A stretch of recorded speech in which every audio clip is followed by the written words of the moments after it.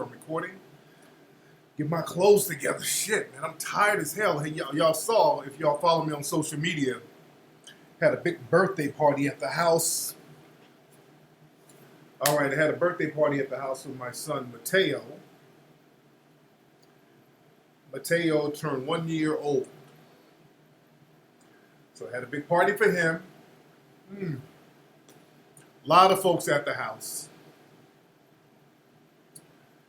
But I'm here. It's still kind of hot in the office.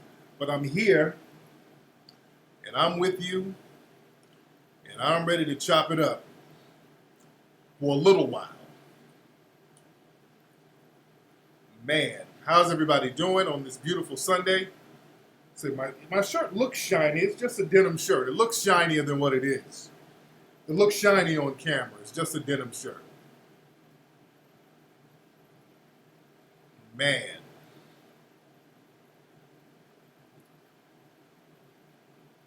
See, Mateo looks like a miniature Tariq. Some people say he looks more like his mom. So a lot of people got different opinions on who Mateo looks like. Excuse me.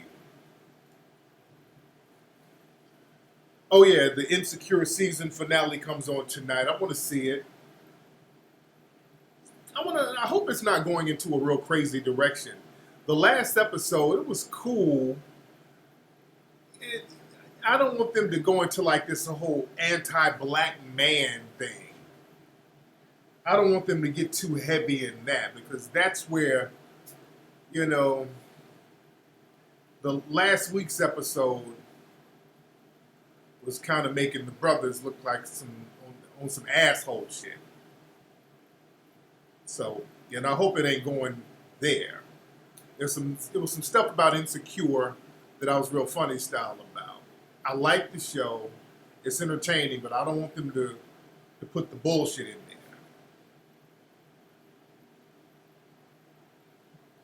Like, there's one character, he's a black coach or principal at a school, and he's only looking out for the black kids, and they're making it seem like, well, he's discriminating against the Latino kids.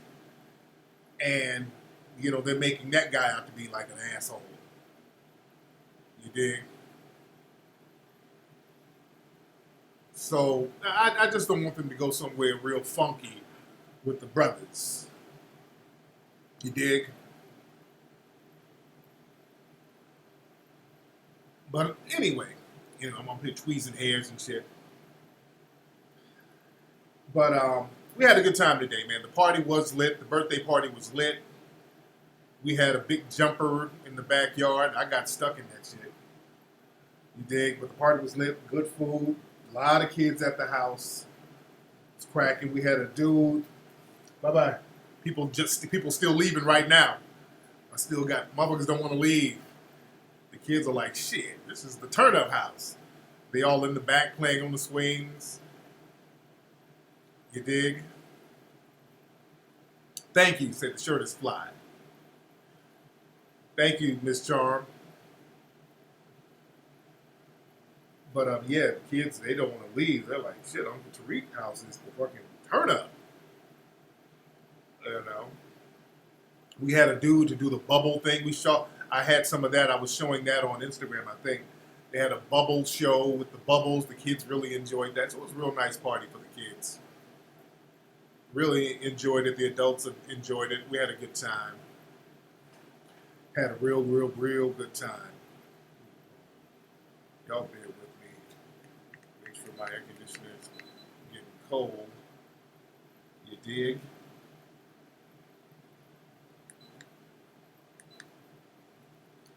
But a few things we're going to discuss tonight. Ladies and gentlemen, time for the adult party. I haven't seen it yet. The movie It. I haven't seen the movie It yet. I might check that out. It looks interesting. It looks interesting.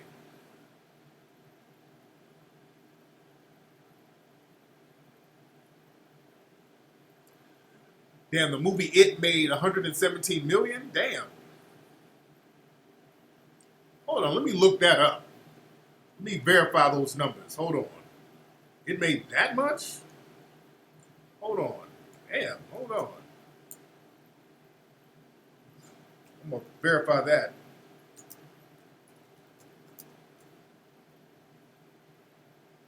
Let me verify those numbers for it real quickly.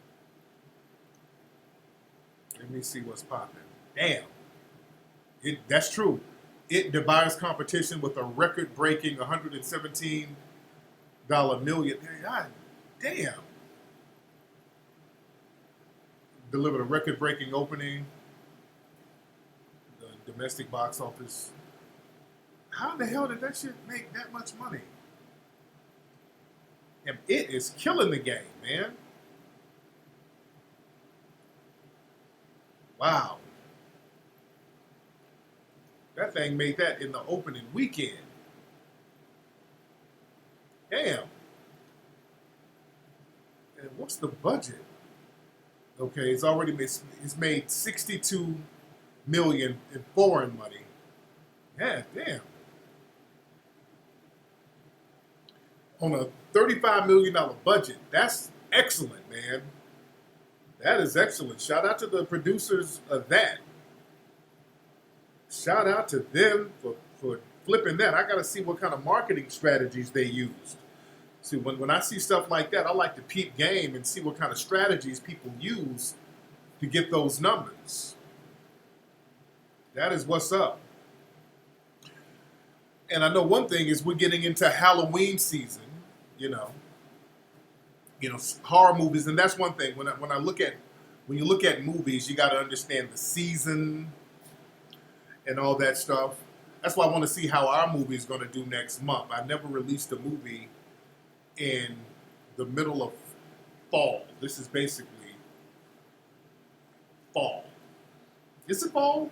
Yeah, it's fall. It's fall. Not quite winter yet. So most of my movies will release them around spring or summer. But I want to see what it's like when we release the movie in the fall. So they got it coming out. It's around Halloween season is coming up. So, they're going to probably get the DVD ready pretty soon.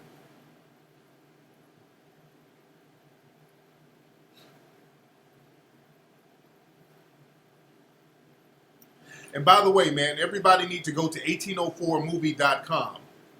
1804movie.com to get your tickets.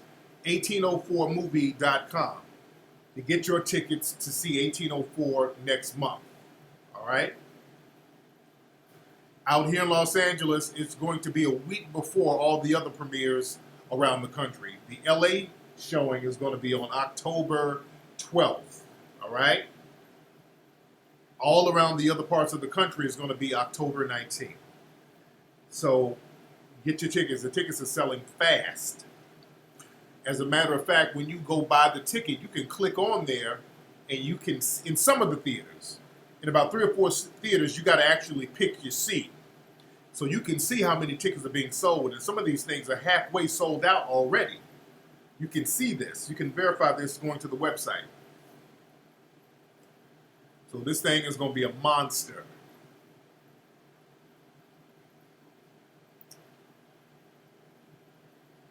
Yes, we're getting the Chicago dates. That's going to be on the site this week. Phoenix, Arizona. Shout out to the promoter in Phoenix, Arizona. That's going to be on the site this week as well. We're still working on New York. We're still working on Atlanta. You dig? We're still working on Memphis. We're still working on Memphis. Who is Mr. Marks? Y'all say he's trolling. What's up, Ola? Yeah, Mr. Marks is cool. That's a valid question. I'm not going to say he's trolling. Oh, yeah. Yeah, we're going to have it in Chicago. Definitely going to have it in Chicago. Yeah, you guys are going to really enjoy it. I'm trying to work on something to get it shown out there in Haiti. I'm working with some people out there to get it screened out there. Let me touch on some stuff. Now, last week on my show, this week, well, on the podcast, I talked about the DADC, wait, DA, yeah, what's it? Yeah, DACA protest and how black folks need to stay away from it. I got real heavy on that, and we knew we need to stay far away from those protests. We need to leave that alone. On my Facebook page, y'all should be following me on Facebook at facebook.com/Tariq Elite. There's a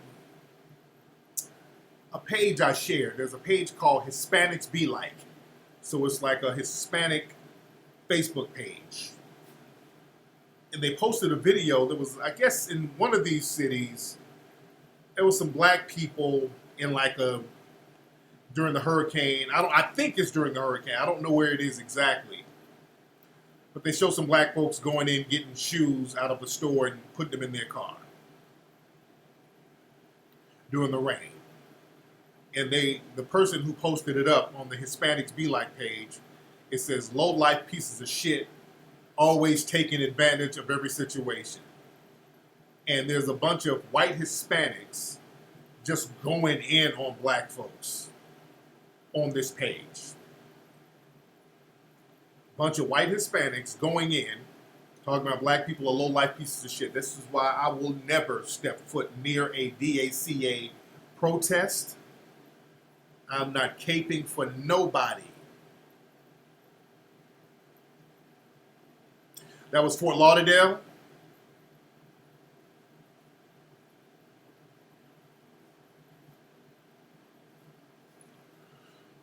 They need to cut that bullshit out. They really need to cut that out, dude. I remember during the riots out here in LA, they were out of here heavy.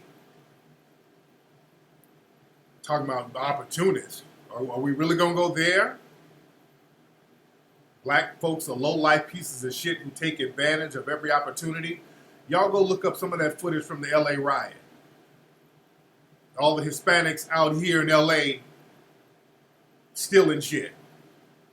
It didn't have anything to do with nothing. The Rodney King thing. Remember that? I mean, we can go there. I can go back there. I can go sooner than that too. You dig what I'm saying? But yeah, you're really feeling yourself, and then they won't like. Then they get mad because we ain't out there caping for them. And my man Ebro, shout out to Ebro. Me and Ebro cool. We've chopped it up. I've been on Ebro's show. Me and Ebro are very cool, and I fuck with Ebro on a lot of stuff. And Ebro was saying that black folks need to get involved with the DACA protest, and I said I respectfully disagree. Absolutely not. What's up, Gino Richardson? I'm telling you, black people, we don't need to be involved in none of that shit. Don't tell me black folks are low-life pieces of shit. Y'all got these El Chapos and Mexican mafia dudes out here doing all types of grimy shit, beheading people over drug money, and really, y'all want to go there? Hold your own nuts. That's all I got to say. Hold your own nuts. That's why, look, I want y'all to get the new book by Dr. Claude Anderson. There's a new book, and I held the book up last week, and I'm telling y'all, listen to me. This book is required reading. I want y'all to go get this book tonight. It's available now. Dr. Claude Anderson's new book, A Black History Reader, which you can get at powernomics.com. And shout out to my brother Nas and Lauren Hill. They're going on a Powernomics tour. They're on tour and they're calling it the Powernomics Tour. The book is out now. Dr. Anderson's book is out right now, and I'm telling you, it's required reading. The book is so timely. I mean, I have to stop and soak up the game on every page I read. The game is so heavy, and he's going in on how immigration was the worst thing for black folks. Dr. Anderson is breaking that shit down so smooth. I'm telling you, get that book. It applies to everything that's happening now. Ola, where's Dr. Anderson going to be next week? And who is he going to be with? Oh, you mean Lauryn Hill and Nas. Okay, my bad. You ordered his book this morning. That's what's up. I got to see, is the Powernomics tour coming out here to L.A.? Because I'm going. I'm going to go. Hope Lauryn Hill's ass is on time. Let me see if it's going to be in L.A. Could somebody look it up for me real quickly while I'm talking? And let me know if the Powernomics tour is going to be in L.A. Let me know if it's going to be in L.A.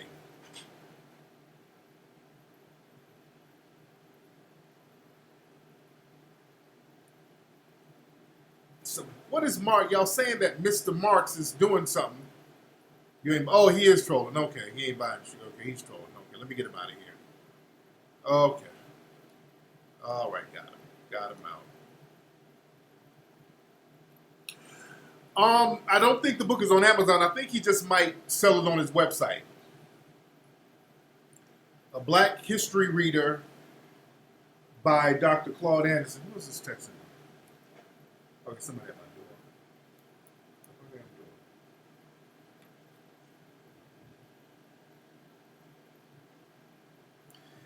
Yeah, I got Mr. Marks out of here. I got him out.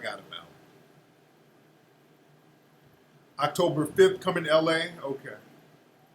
I'm going to have to holler at Nas about getting a backstage pass. I hate asking niggas for anything. I don't like being like, hey, can I have a ticket? But, I want to go.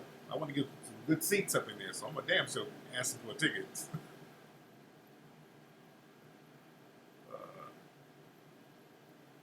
But yeah, Amazon takes a big cut of your sales.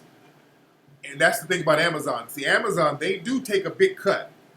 They take a chunk of your sales, but it's promoted a lot. So when your stuff chart, more people see it. So it's like a catch-22. With DVDs, it's a good deal. Books are a little different because books cost a little more to manufacture. And, they take a big percentage out of that. So,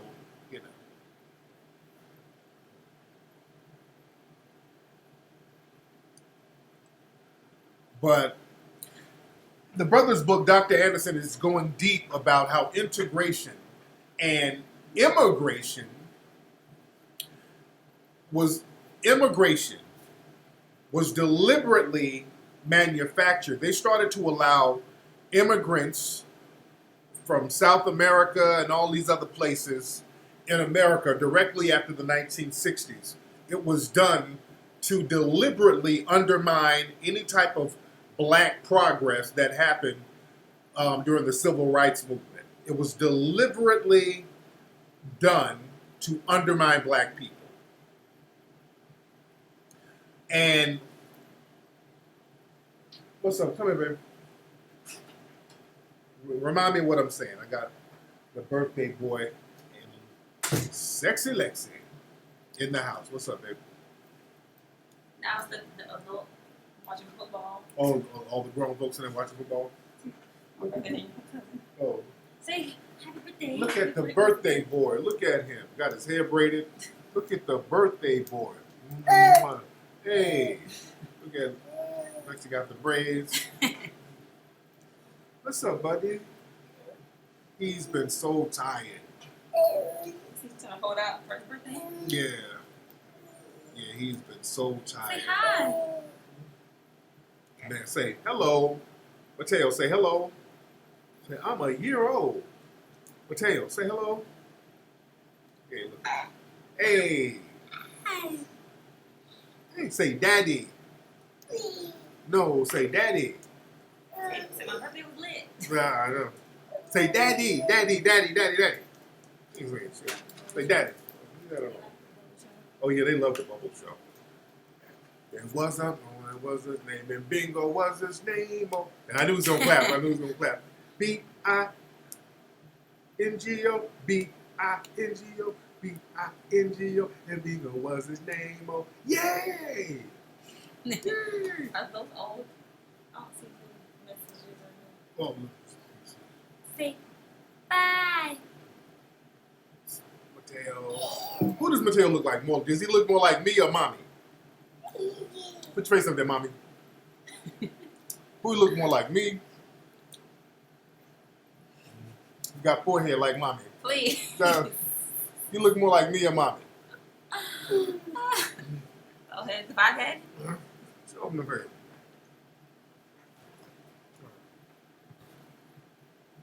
Yeah, birthday That's party. me. I'm on me all day. Well, the birthday party was Lizard. It's do-rag time. They gonna keep it on. I know his name is Mateo. Yeah. Say, mommy, you look more like mommy. Yeah. Mommy more like Peanut. When he smiles, he look like me. He got mommy's eyes. Man. Look at that food. You like Peanut's teeth. Oh, are the other boys asleep? Yeah. Just no. Look at me all day. Any more food left? I'm hungry. Then I'm hungry. Oh, that's gone. That's just pizza. Damn. I gotta eat some later. Hi. He said mommy's forehead flex or anything else. Oh, boy. Okay. Don't let him All right. do this. I'm gonna get it on. Get it. Come on, buddy. Ah, man.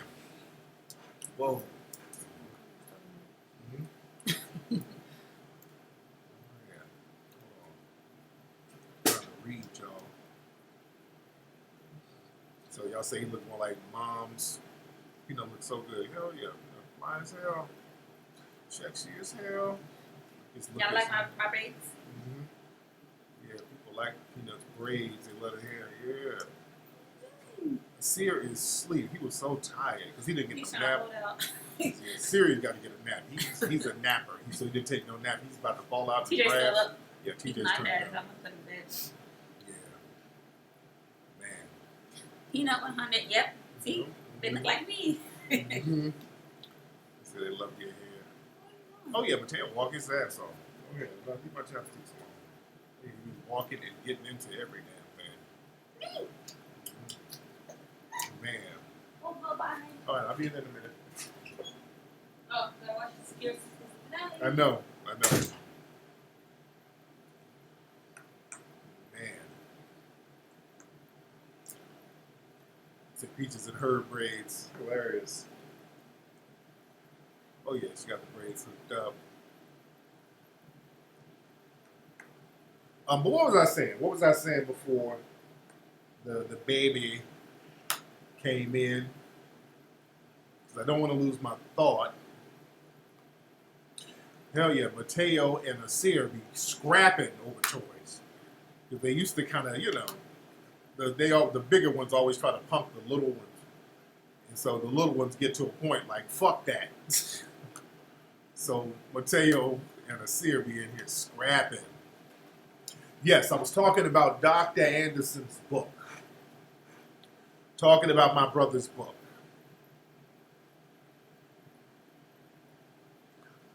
But he was talking about immigration, how they started bringing Hispanics over in the 1970s and promoting them and giving them benefits over black people. And this is why we, black folks, we can't be co-signing immigration because we co-sign these groups, and these groups all work as a unit against us. They've always, and I talked about this on last week's show, they work against us and they've never helped us. They've never helped us. They work as a group against us. We're the only ones out here with the kumbaya. And that shit, we keep undermining ourselves. And Brother Anderson got so deep in the book, he was talking about, he made some very valid points. The person to blame, unfortunately, for a lot of the kumbaya is actually Dr. Martin Luther King. Hey, sometimes we got to tell the damn truth.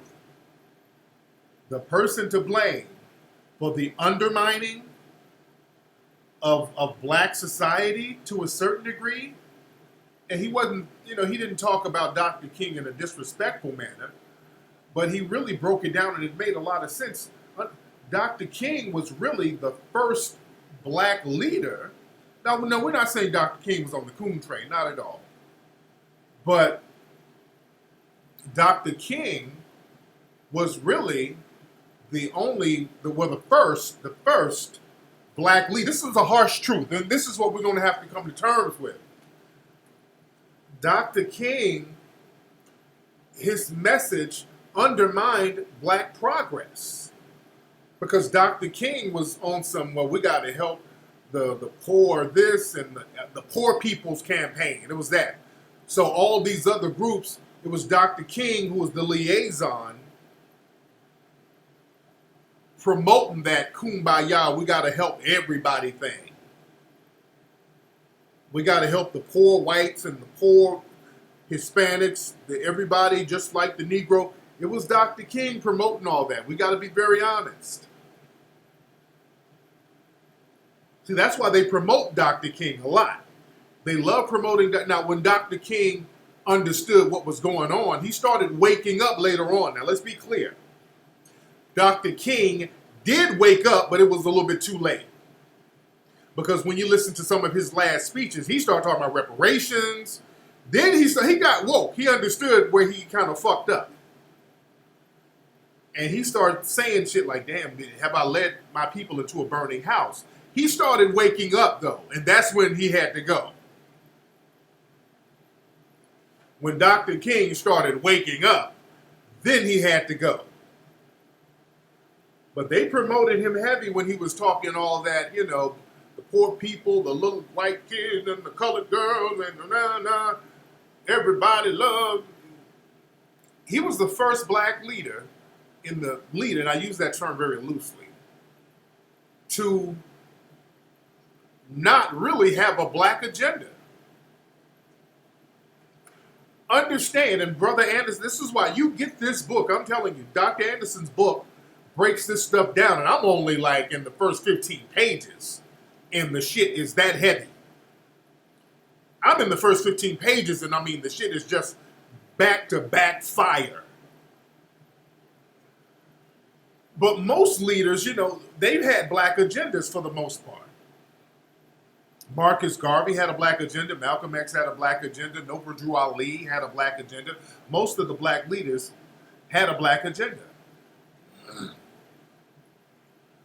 And when Dr. King came out, you know, everything was about integration and everything was really symbolic.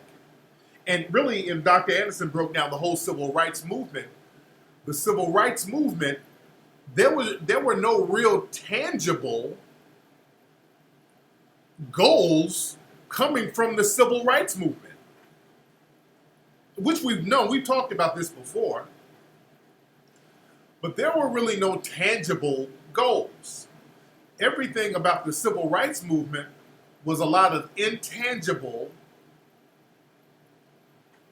ceremonious stuff. And even now, when we commemorate the civil rights leaders, it's always the most symbolic ceremony that don't mean shit. They always talking about, well, we're going to celebrate the 50-year or the 60-year March on Selma by going to Selma, Alabama with Barack Obama and Michelle Obama and walking across the bridge. Okay, and we do that bullshit now. Just symbolisms and ceremonies. And the white supremacists promote that all day. They love promoting symbolic bullshit and ceremonious bullshit from black folks. They'll promote that all day. Oh, come on, John Lewis. Come on, Andrew Jackson. Let's do a symbolic march. We're going to take a couple of photo ops, prop you niggas up, make it seem like you guys are more important than what you are, and then black folks are going to get nothing. You niggas are going to get your little crumbs that we throw at you. And Brother Anderson just breaks it down so smooth. Nobody was talking about the corrective action needed to correct all the wrongs that were done to black people. And they were talking about how in the 60s, the white supremacists got the civil rights leaders to equate the immigrant struggle with black struggle, which was nowhere near the same. None of these immigrants have the unique relationship that black people have in America. So them trying to equate what they're going through with us is utter bullshit. And Brother Anderson breaks that down. That's why we have to let these people hold their nuts. Because what happens is these groups who don't deserve to be lumped in with us, they come over and attach themselves with us and get all the little benefits that we're supposed to be getting as a corrective measure. Because Dr. Anderson breaks this down in the book, how these Hispanics, who we keep caping for today, the white Hispanics, you know they get double benefits. We're caping for these fucking people out here who get double benefits because they sit on the fence. You have these white Hispanics who believe in white supremacy, who are team white supremacy, who get benefits from white supremacy, and when it's convenient, when the white supremacists turn on them every blue moon, all of a sudden they want to play the minority card and jump up and get some of those minority benefits. You dig? Just like the DACA was a minority benefit. Understand that. The DACA was a minority benefit. That's why they like to lump themselves with us so they can get the minority benefits.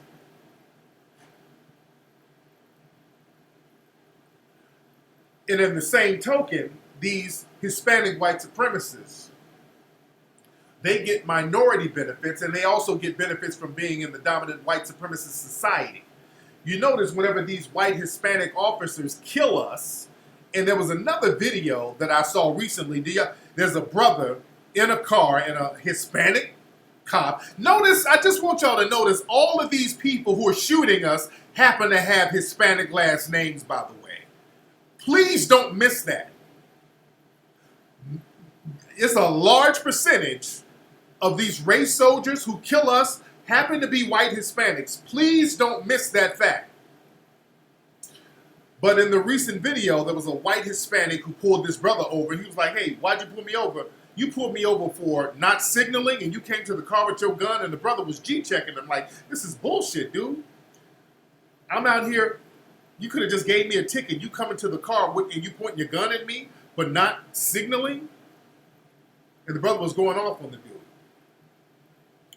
But understand, when these race soldiers kill us, like Yanez, who killed Philando Castile, these people are getting money for killing us. They're getting money from the white supremacists. Not only are they getting money from white supremacists donating to them, just like George Zimmerman. George Zimmerman got damn near $1 million from white supremacists donating to him. George Zimmerman got a lot of money. Yanez, the white Hispanic officer who killed our brother Philando Castile, he got a lot of money in donations. Not only in donations, he got, I think, like back pay from the police force. So these people are getting caked up for killing us. So they're getting white supremacist benefits and minority benefits. And we got to stop letting these folks latch on to us. The buck stops. We're going to have to circle our wagons and say we're going to have a black agenda. Brother Henry Clark, John Henry Clark said years ago, we have no friends. And black folks, being a bedwench, sellout, mammy, buck dancing coon, that's not going to save you. Which brings me to Omarosa. Omarosa. Let me read. Omarosa, the White House. Let me read this story about Omarosa when bedwenching goes wrong. When bedwenching goes wrong. Now, hold on one second. Omarosa is with the Trump team. She was put there. They gave her some bullshit position, some kind of outreach to African Americans, some bullshit. They just wanted to tokenize her so they can prop her up and say, hey, we're not racist. We got Omarosa on the team. That's the only reason they put her on there. Understand, when they tokenize you, that's all it is. They're just propping you up to say, hey, look, we got a black person there. Now they don't need you because now they have a full white supremacist agenda in the Trump White House. Read this story that just came out. Omarosa put on White House no-fly list to keep her away from Trump. The story reads, Omarosa appears to have run afoul of new White House Chief of Staff John Kelly, who has taken steps to limit her access to Trump as he tries to bring discipline to the chaotic West Wing. So what that means is Omarosa is walking around there trying to be important. She's trying to come to meetings and be all up in the business and she's taking her job seriously, and what they're telling her stupid ass, hey sister, no, you don't really need to be coming to the meetings like that. We're pretty much done with you. She's thinking that she has a serious position. She's showing up to the meeting. She's trying to act like she's not a token, and they keep reminding her, you're the token Negro that we just put out there as a prop. Listen to the story. She's been put on a so-called no-fly list that Kelly is keeping of White House aides he deems unfit to attend serious meetings, the New York Times is reporting.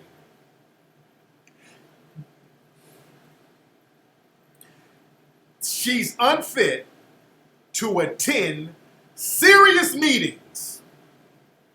The mainstream media is saying this about this bedwench.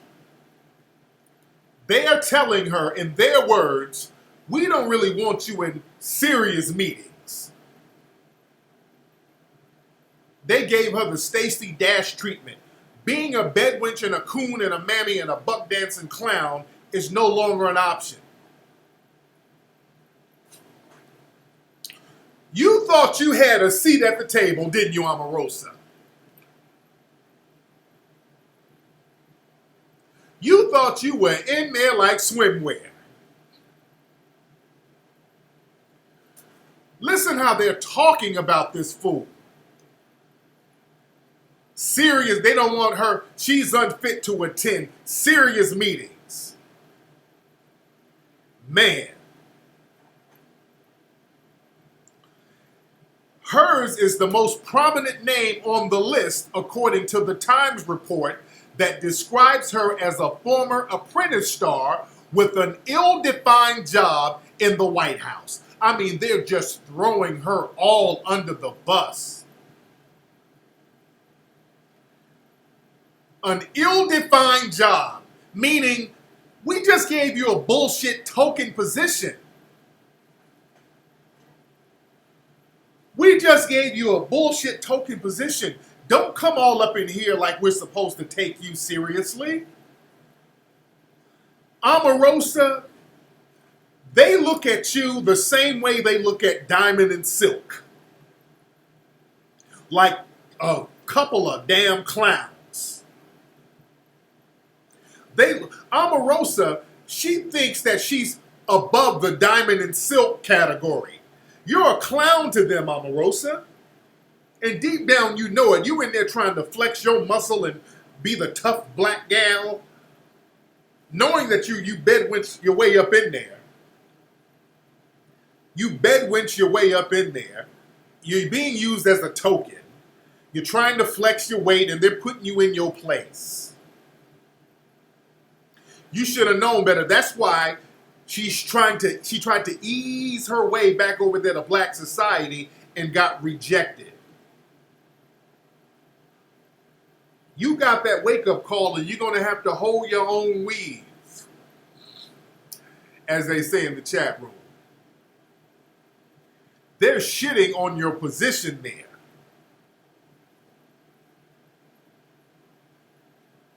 They don't need you anymore. Understand, when the white supremacists are done with you, they toss you to the wolves. They're done. They got everything they need from you. But again, family, we're going to have to stop caping for people, even the coons. We got to stop making excuses for them. We got to stop being impressed by the cool white boy. That shit too. Like with Kid Rock.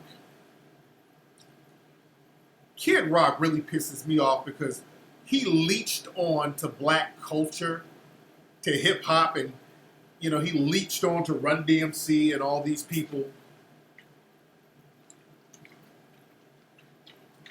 And, flipped his format. He pulled a Miley Cyrus. He did his slumming, got his weight up, flipped the format, and went full white supremacy. He's hanging with Ted Nugent. And I understand Kid Rock is trying to run for senator somewhere. And my thing with Kid Rock, he said something greasy about Kaepernick. He has this whole thing where he goes to his white supremacist redneck crowd and does this whole fuck Kaepernick. Kaepernick is disrespecting the American flag. Yeah, fuck Kaepernick. Fuck Kaepernick for disrespecting the flag. Hold up. Because Kid Rock is known for going on tour and bringing the Confederate flag with him on tour. You can Google dozens of pictures of Kid Rock on stage with the Confederate flag, which is a flag that is completely un-American. The Confederacy fought against America. So Kid Rock, you are in no fucking position to talk about our brother, my brother, Colin Kaepernick, disrespecting a flag, and you up here propping up a goddamn flag that went against the United States, you hypocrite, trailer park, redneck piece of shit. And Michigan wasn't in the Confederacy, exactly. You from Michigan. You a trailer park piece of shit from Michigan. What you rolling with the Confederate flag for? Oh, the Confederate flag means white supremacy. Has nothing to do with Southern heritage. And it means treason.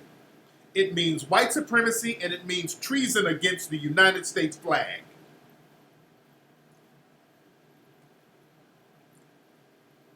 You dig? So you're not in a position to say shit about Colin Kaepernick and him disrespecting the flag, which he's not. The protest is not about disrespecting the flag. It's about disrespecting the white supremacists who disrespect the flag. Because if you're out here killing black people based on race, you give less than a fuck about a damn flag. White supremacists love trying to hide their white supremacist views behind fake patriotism. And there's not a patriotic bone in their body.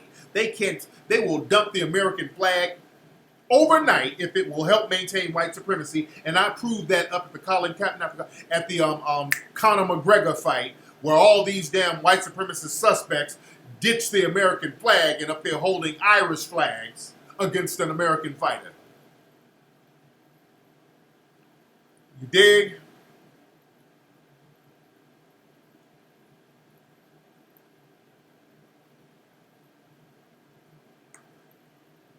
But we're going to have to start just letting people hold their own nuts, man. We got to circle our wagons. That white supremacist YouTuber, PewDiePie, he's trending again. He was playing some kind of game. He was online and he used the word nigger.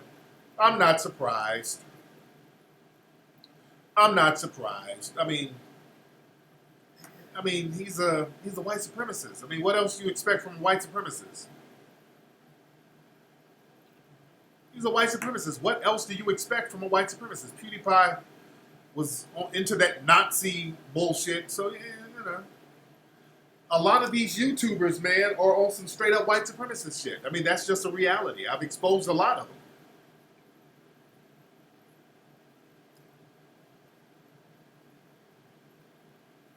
I mean, he keeps doing white supremacist shit. I mean, damn, what else y'all need to see from him? Man. But there's a lot of hurricanes. People are talking about the hurricanes. There's a lot of hurricanes. Shout out to the people. Hopefully everybody in the hurricanes will be fine. And this is why I get Dr. Anderson's book, because he talked about how black folks were vulnerable to not only terror attacks, we're vulnerable to natural disasters. And he was breaking that down in the book because we do not have an economic base. Because black people do not have an economic base. We're completely vulnerable to all of these natural disasters that's happening. You notice when you look at all the footage of the aftermath of all of these natural disasters, these hurricanes and floods, you'll see it's mostly black people just waddling around in the water. In all these cities, and you see some white people scattered here and there, but notice when you look at the news, it's just helpless fucking black folks walking around in the water. I mean, black folks, we got to stop fucking around. Every time I turn on the channel about these hurricanes, it's black folks out here stuck. Just nothing. We just out here stuck, walking around helpless, crying.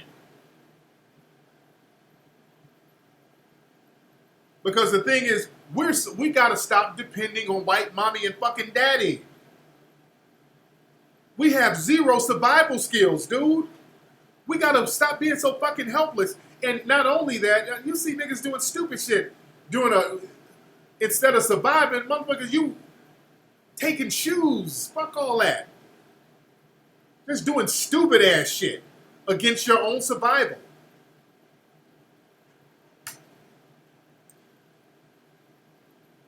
Yeah, niggas out here dancing in the rain, just no survival skills because y'all think white mommy and daddy is supposed to take care of you. Black folks, just stop it. Black people think white mommy and white daddy is going to take care of them forever. And whenever there's a natural disaster, white mommy and white daddy shut the doors on us all the time. They do not let you wander your ass into no white neighborhoods. Every damn natural disaster, all these other races close ranks. That's why they had to shame Joel Osteen into opening up his church. He didn't want all those Negroes up in there.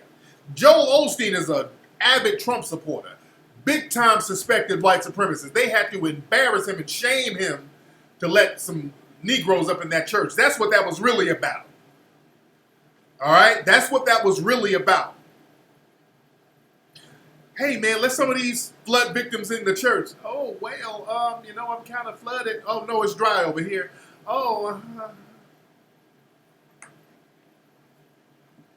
We got to stop being completely dependent on the white supremacists. We're going to have to learn how to survive and stop playing all the fucking time. Dancing in the rain and stealing shoes and all that dumb shit. We got to have survival plans out here, man. Listen, black people, listen to me. Every black person in your home, you should have bottled water stored up that you don't touch. Just stored bottled water, number one. You need to have buckets of dry food that lasts for years.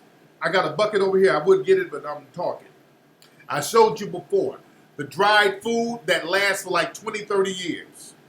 Stored. So all you got to do in a disaster, you can eat off of it for like a month. You just add water. You need to have candles. You need to have batteries. You need to have walkie-talkies. You need to have ham radios. You need to have all types of flashlights. You need to have canned goods.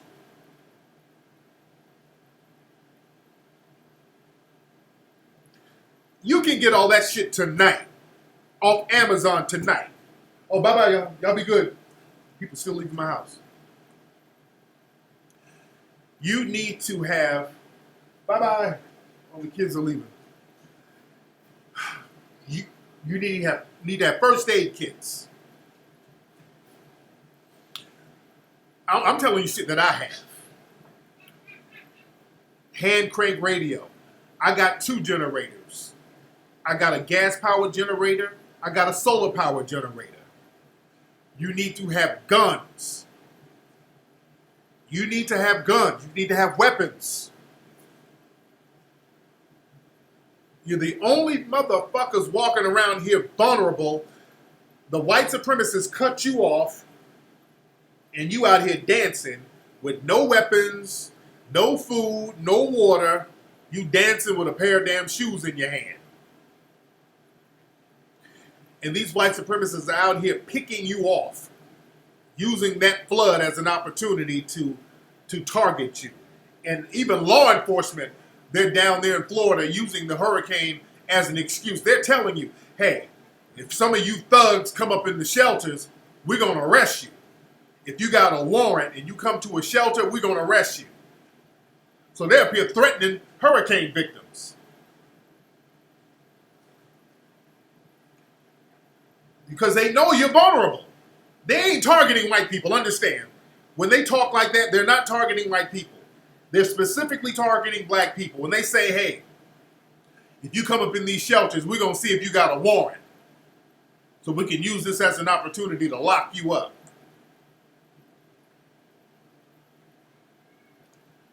Notice you don't see a lot of Hispanics out there waddling around. You don't see it. You don't see one Asian person waddling around in the water. You don't see no Arabs waddling around in the water. You don't see too many white people. A couple of poor ones. And the ones you see are usually homeless, and even the homeless ones are like, hey, I'm going to ride it out. I ain't about to go to a shelter. Too many niggas. I'm crazy. I ain't that crazy. I ain't trying to be with all them niggas. We got to stop being helpless as fuck.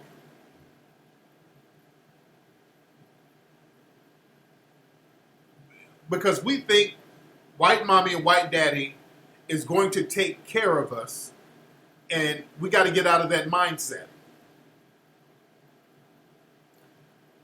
You haven't seen one Asian floating around in the damn water talking about they need some help. Not one. Not one. Not one. Because they understand at the end of the day, white mommy and white daddy ain't going to really throw a lifeline out for them too hard. You know, they'll give them certain privileges, but they got to survive on their own. We have to understand that black folks, we are a unit. We have to operate as a group. We have to create institutions, physical institutions, that will protect us. Black folks, we waste too much time with the damn kumbaya. That's why the integration don't work. We waste so much time kumbaya and ooh, we got to march for our brothers in the DACA. But when a hurricane happened, all the people we're marching for, they're somewhere safe, high and dry, locking their communities off from us, and we out here in the water with a pair of damn Jordans, hungry. So we got to start thinking in terms of creating institutions. Listen, Asians and Harvey. Hold on, let me see what this is.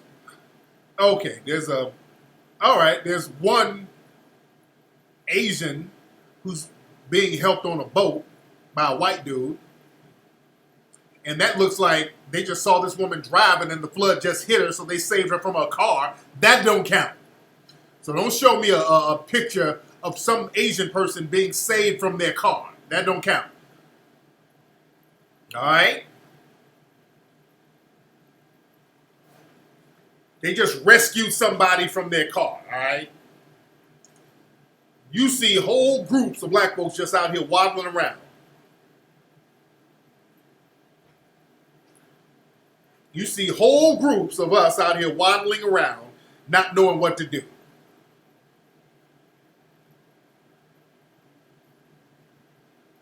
We got to be prepared. Lifeboats, life rafts, all that shit. Because these disasters are always used against us. They use these disasters against us.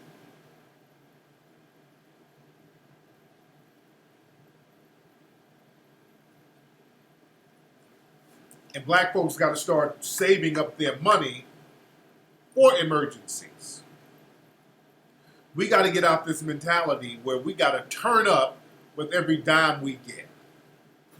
Every dime we get, we floss it, turn up with it, all that stupid shit.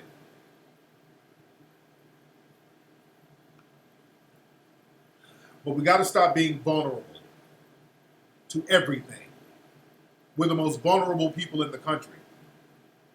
And Dr. Anderson was breaking that down in the book. Even terror attacks.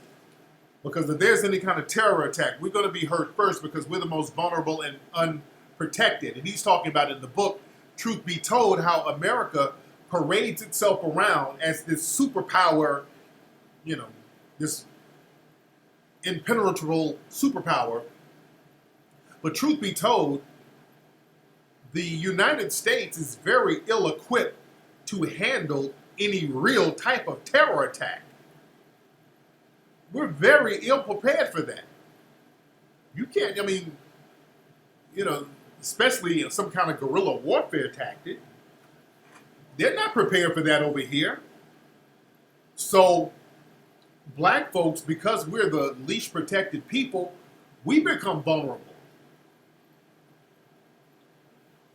The U.S. is very vulnerable, man.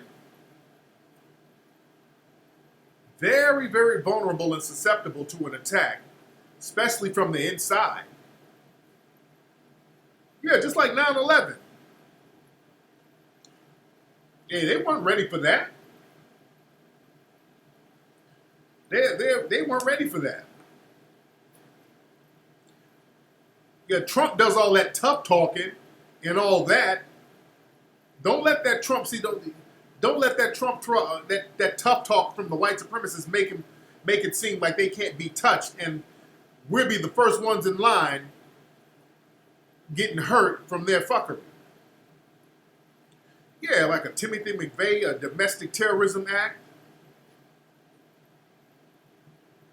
Just like those white supremacists in Charlottesville. That was a terrorist act. They're out there killing people. And all Trump and those people can do is get on TV and basically co-sign them. You dig?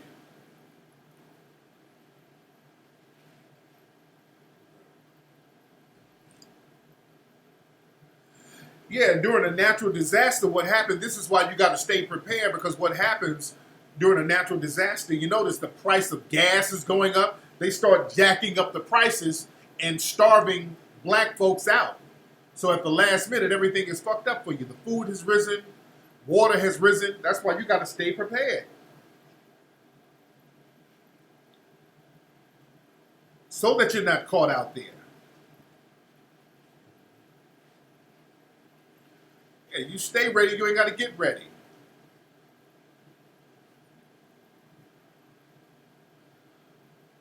Oh yeah, make sure you have manual can openers. Somebody made a good point. Not those electronic can openers, because sometimes you might not have electricity. Even if, you got to save your energy from your generators, but, get your canned goods, all that stuff.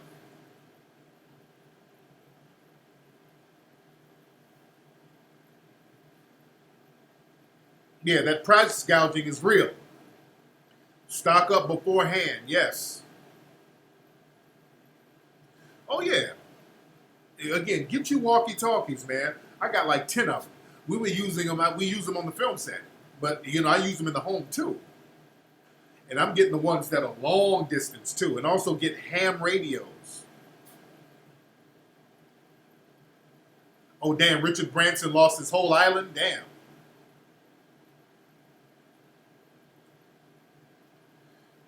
The Nation of Islam has disaster preparedness training. Yeah, we got to get on that, man. We got to take that thing real seriously. We got to take natural disasters, and not just that, any type of terroristic invasion or even some type of white supremacist terrorism act. We got to stay prepared for that.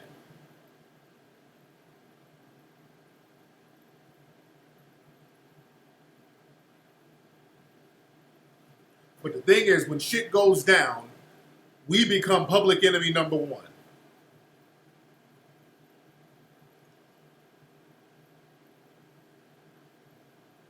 Yeah, we got that thing. We live day by day. That's going to have to stop, man. We got to start thinking. We live for the weekend. We only give a shit about what's happening this weekend. Nigga, what's cracking Saturday? Your life niggas' lives revolve around Saturday. I got to get my weave in for Saturday. I got to get my clothes ready for Saturday. I got to get my new shoes for Saturday. We some Saturday niggas. We got to get off that, man. We got to start thinking how we're going to protect our children. We got to start being on that level. You dig?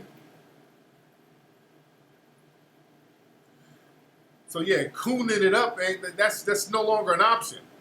We want to be taken care of by white mommy and white daddy so bad.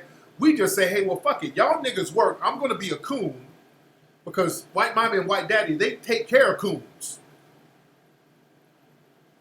See, black folks are under the illusion that white mommy and white daddy are going to continue to take care of coons.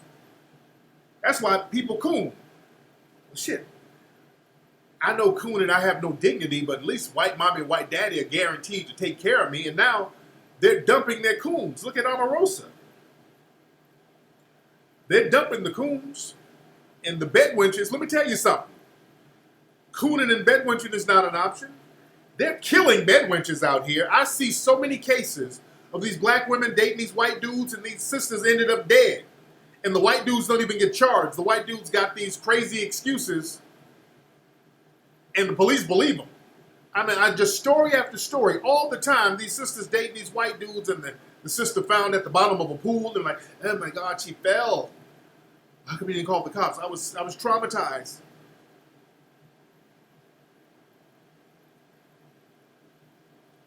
Being a bedwench is not an option.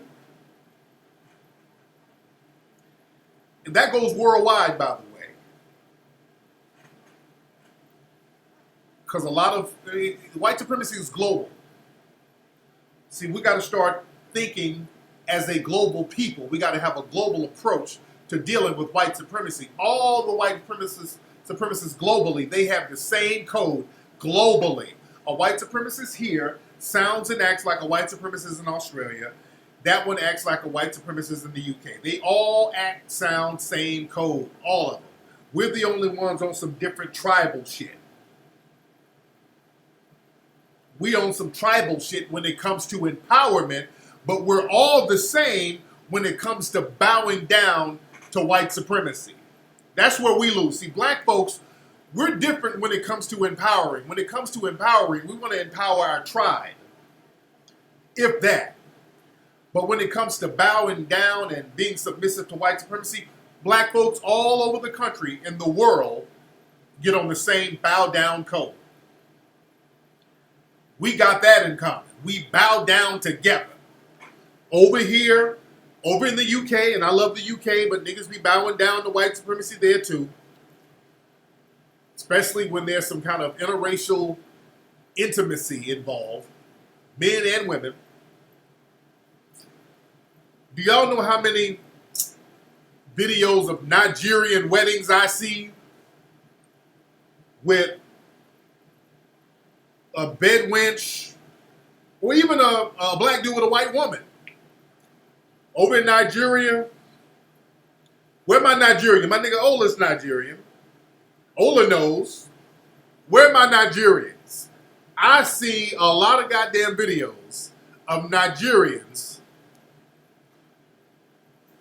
on this marrying white mommy, white daddy shit. I see a lot of it. With the white side of the family, with the traditional Nigerian gear on, trying to dance. Oh, come on, Nigeria. West Africa, I've been seeing you. Oh, I've seen a lot of Nigerian bedwenches in these marriage videos. And the Nigerian family are happy as shit. Oh, they be marrying off Umchuke. Then they have the dad. He's singing at the wedding, and that's another thing. They love singing. The dad or the uncle or somebody be singing at the Nigerian weddings. All off key and shit. Come on now, y'all know, am I telling the damn lie? Y'all know I'm telling the truth. all the Nigerians, the white side of the family, be looking kind of confused and scared. And the Nigerian side over there grinning, and Dad come out there singing. He's the African John Legend. All of you, I give you all of me. Love your curves and all your edges. I give you all my pleasures. I'm giving you all of me. Uchuke. Y'all be getting it in at the goddamn Nigerian wedding. So I'm talking global. Niggas globally be on the bullshit. Alright? Global on the bullshit. We gotta stop that.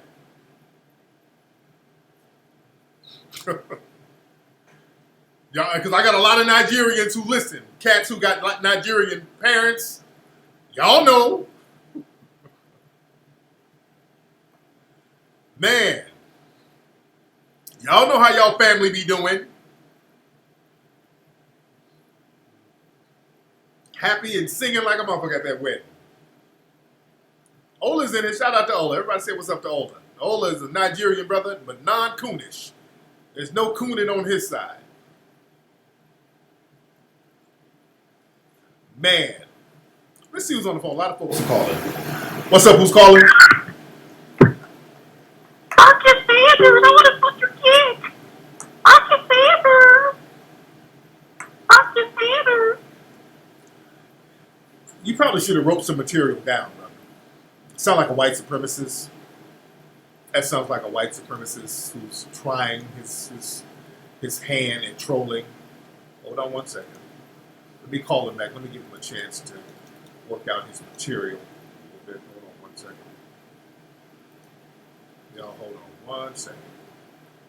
Let me give him a chance to work his material out a little bit better. Hold on. Where are we?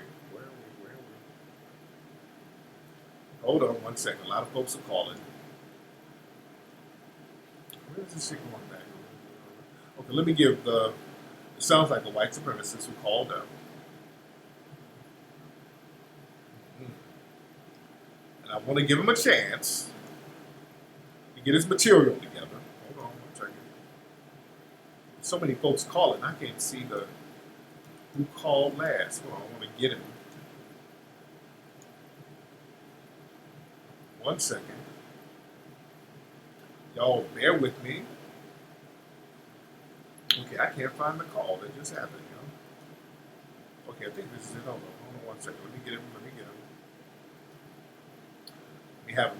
We'll call him back. Hello. Please state your name after the tone, and Google Voice will try to connect you. These nuts.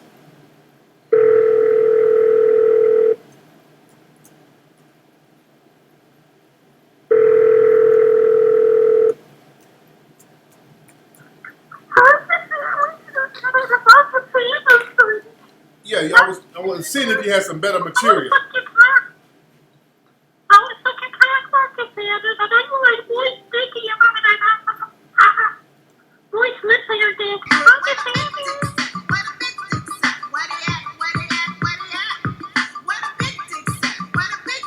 Is that you looking for dick?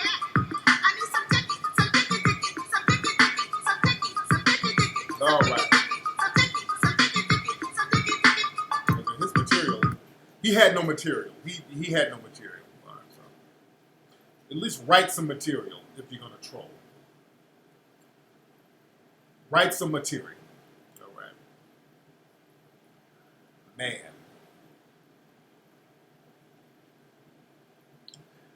But it's a hyper emotional and afraid, hilarious.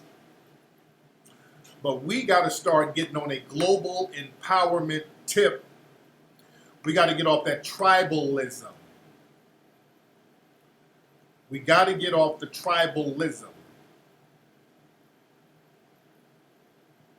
and take a global approach to dealing with systematic white supremacy globally. Globally. Man. And everybody go to 1804movie.com. 1804movie.com. 1804movie.com. people were trying to hack the 1804 site, by the way. The Hidden Colors Film site got hacked, hiddencolorsfilm.com. We had to get it de-hacked and debugged. There was a well-known white supremacist hacker who hacked the site, and they changed a lot of shit on the Hidden Colors site. See, this is when you know you're doing some good shit. When these white supremacist hackers start attacking your shit. So I got all types of tight security on the site now. But the fact that they went in there last week. If you went to the hiddencolorsfilm.com site, the hackers had like a message on there. It was like, yes, this site was hacked by such and such. It was like, we're pro-Muslim. It was some kind of crazy message that they had, and they hacked it from some servers in Pakistan. It was some real nerd bullshit. You dig? So, they know this movie 1804 is about to be a monster. They know that. They know that. And, the smear campaigns, that didn't really work with me. So now they're trying to do cyber attack campaigns. They've been doing cyber attack campaigns on me heavy. That's why y'all get the word out there. Let them know. The movie 1804 coming next month. What the hell is this? What is outside my house? But the movie 1804 is coming.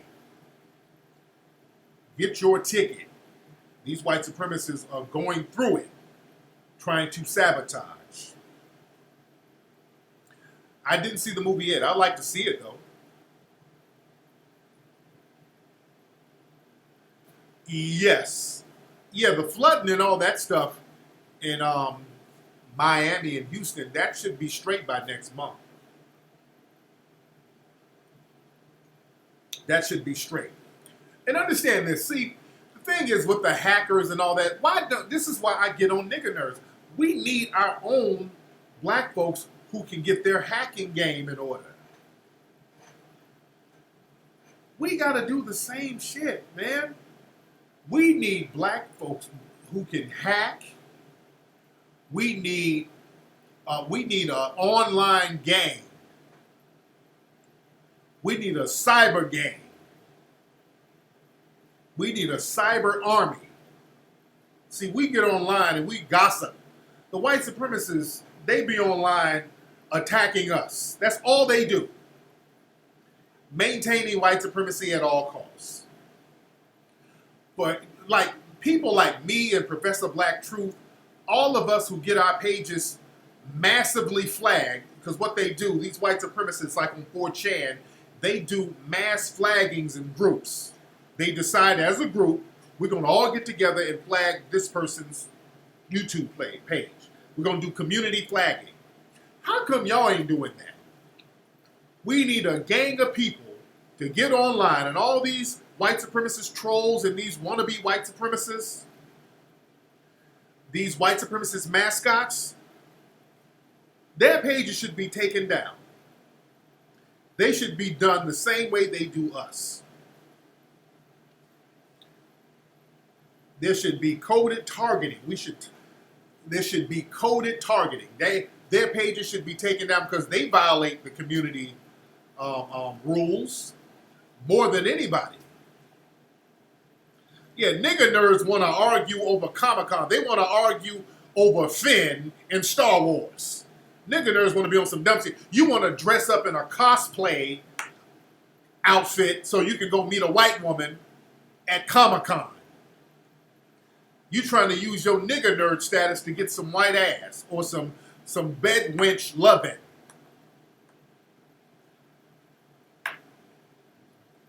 You dig?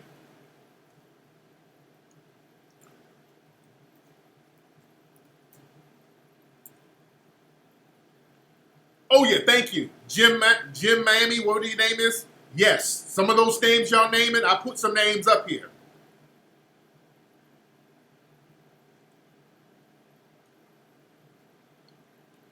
Some of those people that's being named in the room, Their pages need to be targeted. And mass community flaggings should happen with these people because they sit up all day, they spew hatred, white supremacist rhetoric, they attack black people, they bully and harass, and that's what they should be flagged for. Bullying and harassment. There's a whole bunch of, yes, him too, he's another white supremacist. Jim Mommy rather, that one too. There should be flag gangs that's always on point with these folks. You got to fight fire with fire. That's right, shawty, bro. Yes, that's what I'm talking about. They're YouTube pages. We got to start hitting them up in groups. We got to start doing things in groups on every level. On the small level, to the midland level, to the higher level, we gotta start doing things as groups. You get a lot done that way. Now, a lot of people are talking about boycotting the NFL. A lot of people are boycotting it. Sean King is talking about boycotting. That's a good thing. I'm not knocking that. What we really should be boycotting, family, we should be boycotting the sponsors of the NFL. Because I ain't just about boycotting the NFL. I'm talking about boycotting the sponsors. Who's sponsoring the NFL this year? See, this is why we're going to have to get on code. See, we're going to have to start fucking with money.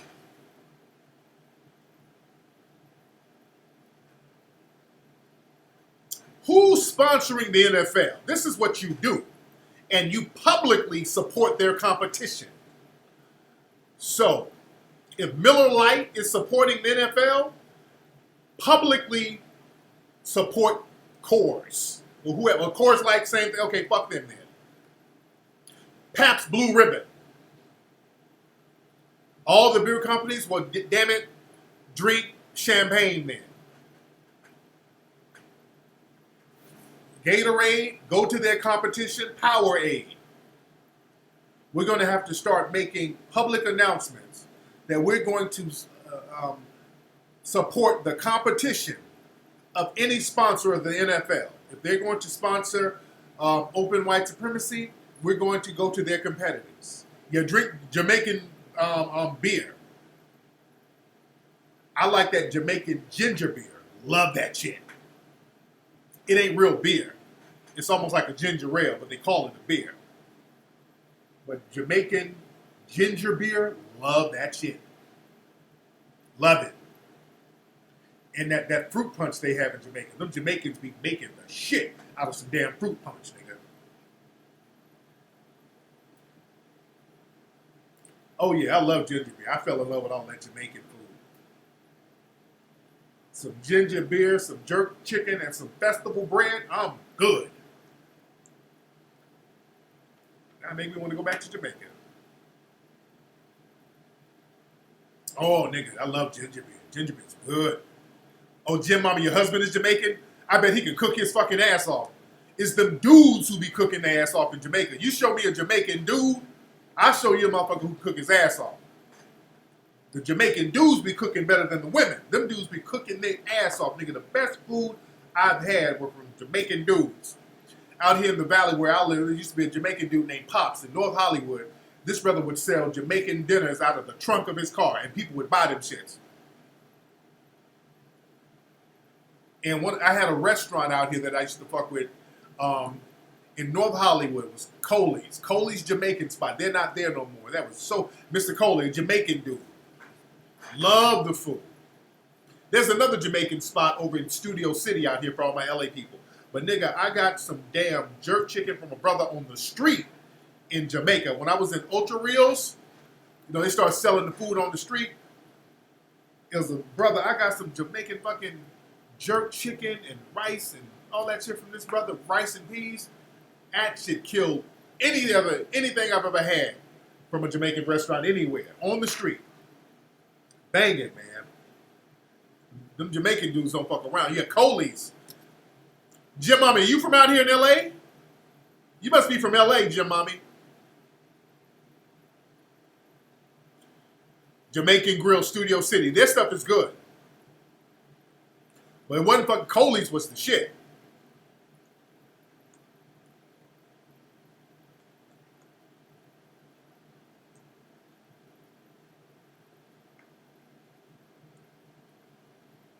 Man, them out the trunk plates don't be playing, man.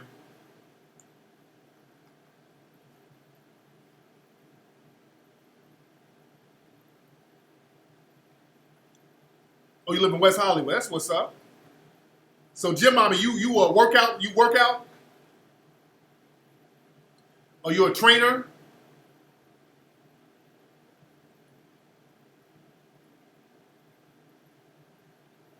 Chicken in Jamaica is natural. Yeah, unlike American. Yeah.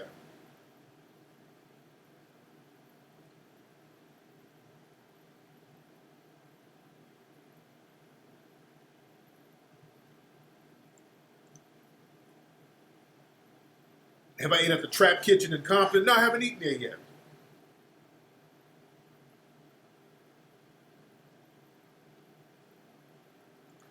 Slave cuisines? Oh, you're not a trainer. You love the gym. That's what's up. How old are you, Jim Mommy? That's what's up now. Yeah, them Jamaican dudes, natural charms. She said she dated a lot of Jamaicans and they all can cook, man. And them Jamaican dudes don't fuck around, dude. Them Jamaican dudes get it all the way in. The Trap Kitchen, I gotta check that out. Did I try Prestige beer? I haven't tried that because I don't drink alcohol. I don't drink liquor. I don't drink at all. Like when we went to the club, shout out to my ISM crew. We had a ball at the club this week. Them crazy ass girls finally got me out the house. So we went to the club in Hollywood, and I got a table, and I was letting their ass drink. I got bottles for them. I got them some like they get like Hennessy and what the fuck did they get? They were so toe up. I don't drink. I'm the designated driver.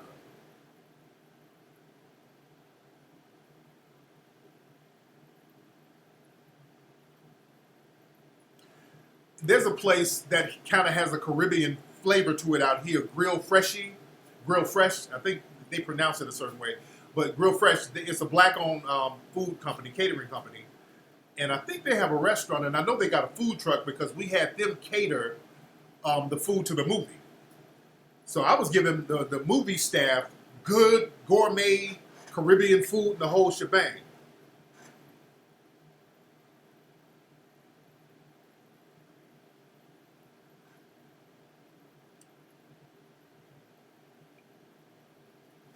But I haven't had Prestige beer. I haven't had that in Haiti.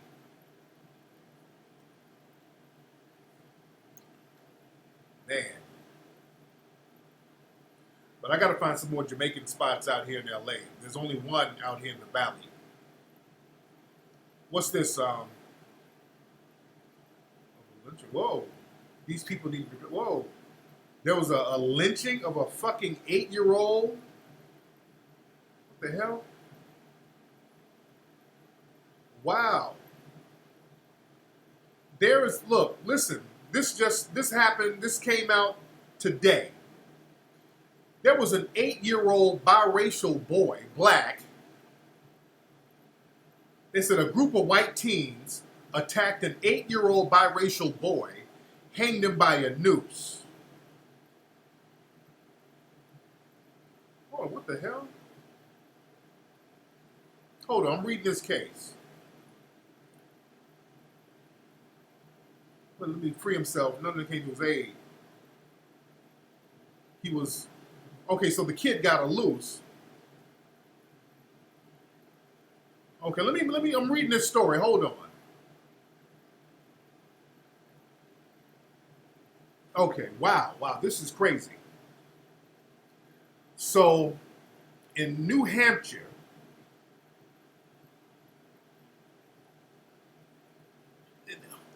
I want to say, where's New Hampshire? Is that out there by Maine?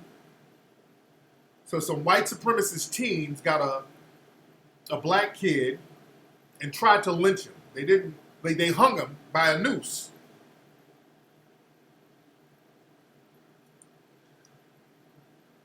As the child was being flown by a medevac to the medical center, his mother, Cassandra, posted to Facebook, "So my son is being flown to Dartmouth after a 14-year-old kid decided to hang him from a tree.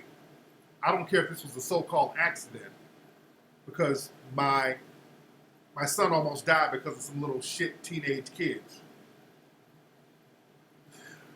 Shit like that, when that happens, motherfuckers' parents need to be targeted.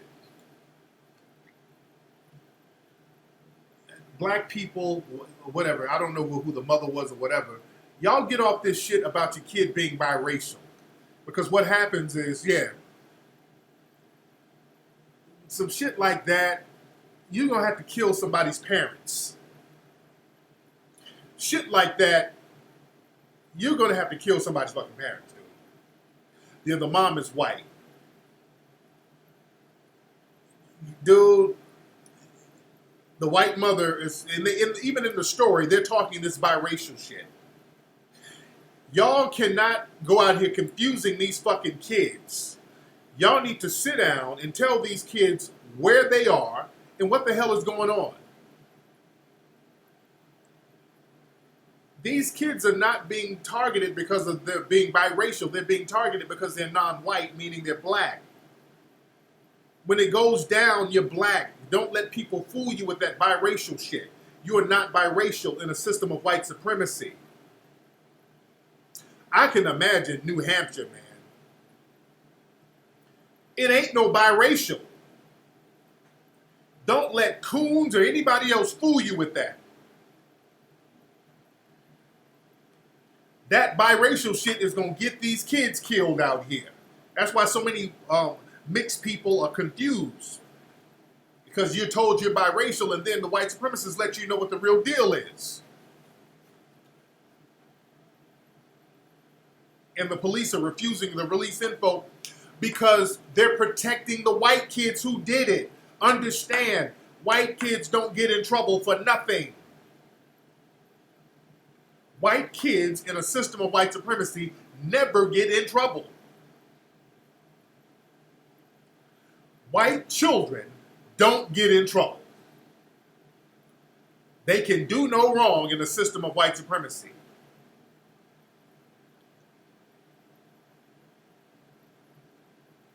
They never get in trouble. So nothing is going to happen to them. There's white kids all the time. You see stories of white kids. That case of the white kid who sodomized a special needs black child a few months ago. Nothing happened to the white kid who did it. Teenager. He stuck something in the boy's ass. It was a special needs kid on the football team. They stuck something in the boy's... They sodomized this kid. I think he stuck a clothes hanger in his ass and nothing. Slap on the wrist for the white kid. There has to be a black mafia. Because these white supremacists are getting away with harming us with impunity. And they're going to keep doing it because we're vulnerable. We don't have no protection. We don't have any defense. So we're going to have to just create a mafia. We're going to have to move like ninjas underground, where you're going to have to bring street justice for people harming you. Unfortunately, when they're attacking 8-year-olds, when these parents out here are raising and sending their children to do the dirty work so their children can get smacks on the wrist, no. When people wage that kind of war on you, you protect your children with your life.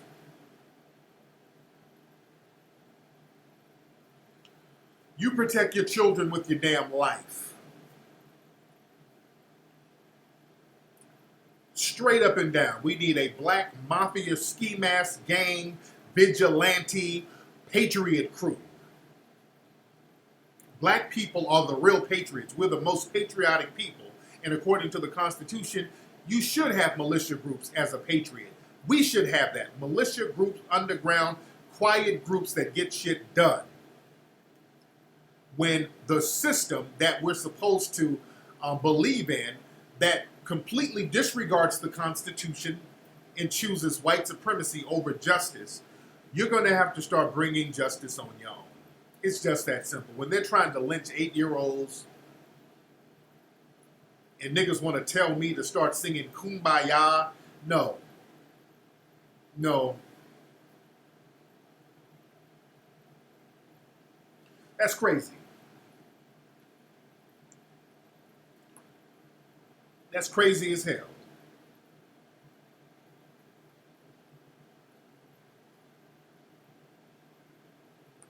Anyway, y'all, that's been today's episode of the show. I got to go in here and see some of these TV programs and all this. I got to make sure the house is clean. People are partying it up, so I got to make sure everything is cool. All right. 1804movie.com. Also go to hiddencolorsfilm.com, hiddencolorsfilm.com to check out Hidden Colors 1, 2, 3, and 4. And I'm going to holla. You guys follow me on Twitter at Tariq Nasheed. Follow me on Instagram at Tariq Elite. Go to 1804movie.com. Get